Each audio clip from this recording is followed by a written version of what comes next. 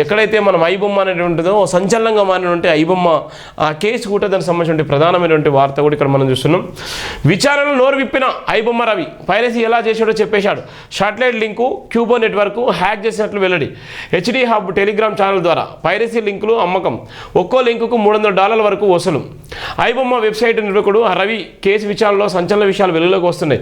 పోలీసుల విచారణలో అతడు సినిమా పైరసీకి పాల్పడిన విధానం వెల్లడించాడు. టెలిగ్రామ్ ఛానల్ ద్వారా కొత్త సినిమాలు పైరసీ ప్రింట్లతో వ్యాపారం చేసినట్లు ఒప్పుకున్నాడు.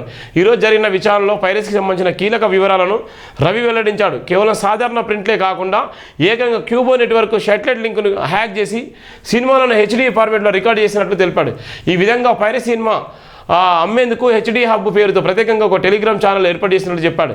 ఈ ఛానల్లో పైరసీ లింకులను అప్లోడ్ చేసి ఒక్కో లింకుకు $100 నుంచి $300 వరకు వసూలు చేసినట్లు స్పష్టం చేశాడు.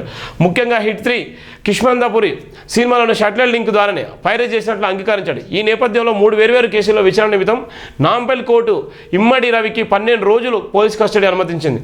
కోర్టు ఆదేశాల మేరకు సైబర్ క్రైమ్ పోలీసులు గురువారం చంచల్గూడ జైలు నుంచి అతన్ని అదుపులోకి తీసుకుని విచారణ కొనసాగిస్తున్నటువంటి పరిస్థితి అయితే మనం చూస్తున్నాం. ఇది ప్రధానంగా జైవీంద్ర పథకంలో ప్రధానమైనటువంటి వార్త. అలానే